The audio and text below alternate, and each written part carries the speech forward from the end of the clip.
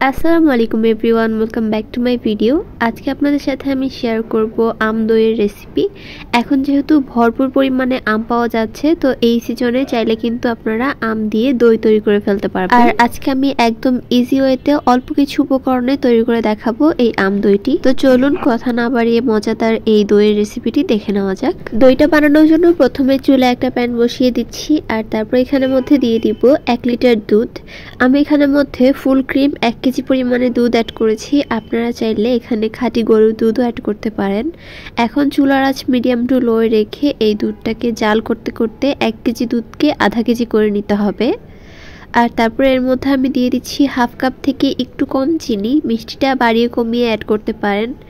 1 KG দুধ তখন ভালো মতো জাল করতে করতে আধা কেজি হয়ে গিয়েছে। ওই পর্যায়ে চুলার আঁচ বন্ধ করে দিব আর এটাকে আমি ঠান্ডা করে নিচ্ছি। এরপর আরেকটা পাত্রের মধ্যে আমি নিয়ে নিচ্ছি একটা পাকা আম। মেক শিওর যে আপনার আমটা একদম প্রপারলি পাকা হতে হবে। এখানে কাঁচা আম বা টক আম ইউজ করলে কিন্তু দইটা ছানা কেটে যাবে, তো ওই দিকটা খেয়াল রাখতে হবে।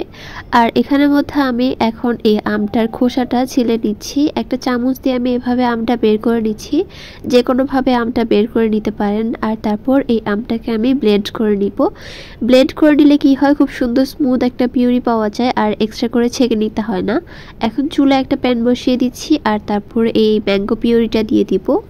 চুলার আঁচ মিডিয়াম টু লো রেখে এই আমের পিউরিটাকে কিছুক্ষণের জন্য রান্না করে নিতে হবে। এটা রান্না করার কারণ হচ্ছে আমের মধ্যে যদি কোনো রকমের পানি থাকে বা রসটা যেটা থাকে ওটা যাতে শুকিয়ে যায়, তার জন্যই এটাকে শুধুমাত্র একটু জাল করে নেওয়া।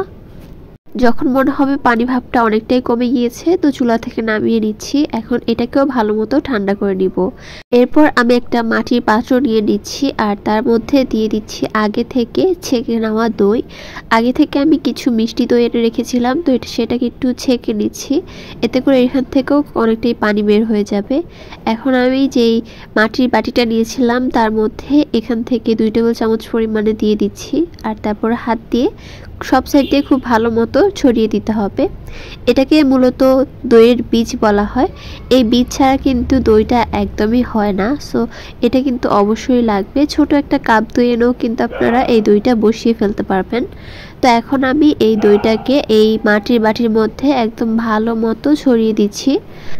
হাত দিয়ে দইটাকে একদম ভালো মতো ছড়িয়ে দিতে হবে, ঠিক এইভাবে। তো পুরো বাটিটার মধ্যে দই লাগানো শেষ। এখন আমি একটা বড় সাইজের বোল নিয়ে নিচ্ছি আর তার মধ্যে প্রথমেই আমরা যে দুধটা ঘন করে রেখেছিলাম সেই দুধটা দিয়ে দিচ্ছি। এই দুধটা এখন প্রপারলি ঠান্ডা হয়ে গিয়েছে। আর এখন এখানের মধ্যে বাকি যে দইয়ের বীজটা আছে সেটা দিয়ে দিচ্ছি। দইয়ের বীজ আমি এই দুধের মধ্যে 2 টেবিল চামচ পরিমাণে অ্যাড করছি আর মাটির পাত্রের মধ্যে 2 টেবিল চামচ পরিমাণে ইউজ করেছি। তো এই সব কিছু এখানের মধ্যে দেওয়ার পর একটা হুইস্কের সাহায্যে দুধের সাথে এই দইয়ের বীজটাকে একদম ভালো মতো মিশিয়ে নিতে হবে। এই মিশানোর পার্টটা কিন্তু অনেক বেশি ইম্পর্টেন্ট। খুব ভালো মতো মিশিয়ে নেওয়ার পর যে আমটা আমরা ভালো মতো রান্না করে রেখেছিলাম সেই আমটাও দিয়ে দিচ্ছি। আমটাও কিন্তু অবশ্যই খুব ভালো মতো ঠান্ডা করে নিতে হবে। আর তারপর আবারও হুইস্কের সাহায্যে খুব ভালো মতো মিশিয়ে নিচ্ছি। ভালো মতো মিশানো হয়ে যাওয়ার পরও আরও 2 থেকে 3 মিনিট আমি এটাকে খুব ভালো মতো ফেটিয়ে নিয়েছি। এতে করে দইটা খুব সুন্দর পারফেক্টলি বসবে। তো দেখতেই পাচ্ছেন খুব সুন্দর মতোই কিন্তু এটা রেডি হয়ে গিয়েছে। যদি এ পর্যায়ে আপনাদের কালার না আসে, একটু ফুড কালার চাইলে অ্যাড করতে পারেন, তবে আমি এখানের মধ্যে কোনো রকমের কালার ইউজ করিনি। এখন আমাদের মাটির পাত্রের মধ্যে এই দুধটাকে দিয়ে দিতে হবে। দুধটা দিয়ে দেওয়ার পর এখন উপর থেকে একটা পেপার দিয়ে আমি এরকমভাবে ঢাকনা লাগিয়ে দিচ্ছি। চাইলে পেপারটাকে ভালো মতো বেঁধেও দিতে পারেন এটার সাথে।